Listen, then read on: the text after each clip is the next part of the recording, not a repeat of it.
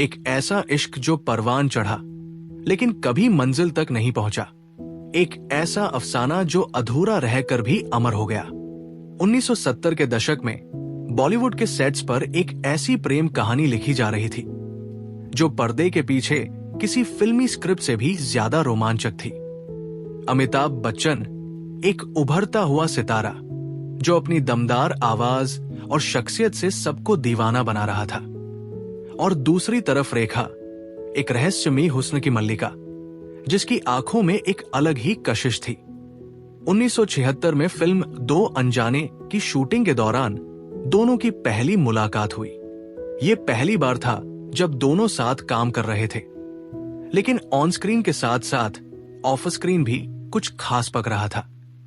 Shooting के दौरान अमिताभ का चार्म और रेखा की नजाकत धीरे धीरे एक दूसरे के करीब आने लगी। जल्द ही दोनों की मुलाकातें बढ़ने लगी।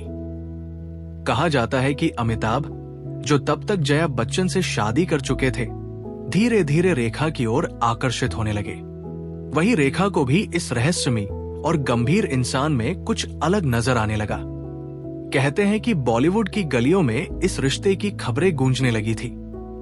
रेखा और अमिताभ को कई बार सीक्रेट मीटिंग्स में देखा गया, लेकिन इस इश्क को दुनिया की नजरों से छुपाना आसान नहीं था। टर्निंग पॉइंट आया फिल्म गंगा की सौगंध 1978 के सेट पर, जब अमिताभ बच्चन ने एक कोस्टार को रेखा के साथ बदसलूकी करते हुए देखा।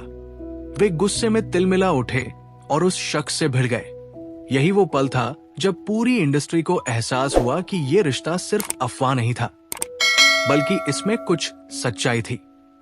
1980 में फिल्म फेयर अवार्ड्स के दौरान रेखा एक शादीशुदा महिला की तरह मांग में सिंदूर और मंगलसूत्र पहने पहुंची। हर कोई चौंक गया। क्या उन्होंने गुपचुप अमिताभ से शादी कर ली थी? लेकिन सच्चाई इससे अलग थी। अमिताभ ने कभी इस रिश्ते को स्वीकार नहीं किया, और फिर 1990 में रेखा ने बिजनेसमैन मुकेश अग्रवाल से शादी कर ली। लेकिन ये रिश्ता भी ज्यादा समय तक नहीं चला। मुकेश अग्रवाल ने डिप्रेशन में आकर आत्महत्या कर ली, और रेखा की जिंदगी पर फिर से विवादों का साया मंडराने लगा। रेखा ने कई इंटरव्यूज में इस रिश्ते को लेकर हिंट दिए, लेकिन अमिताभ ने कभी इस बारे में खुलकर बात नहीं की। सिमी गरेवाल के शो में जब रेखा से पूछा गया कि क्या वे अमिताभ बच्चन से प्यार करती थी, तो उन्होंने मुस्कुराते हुए कहा, अरे वो तो पूरी दुनिया जानती है।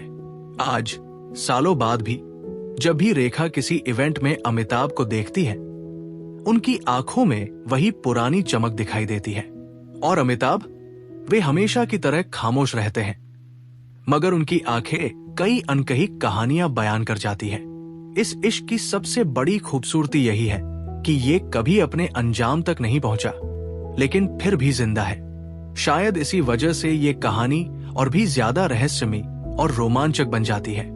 कभी कभी मोहब्बत मुकम्मल होने के लिए नहीं, बल्कि हमेशा अधूरी रहने के लिए ही होती है। तो दोस्तों, क्या आपको लगता है कि अमिताभ और रेखा का प्यार सच्चा था, या ये सिर्फ एक अफसाना था जिसे लोगों ने बढ़ा चढ़ाकर पेश किया? नीचे कमेंट में अपनी राय जरूर बताइए।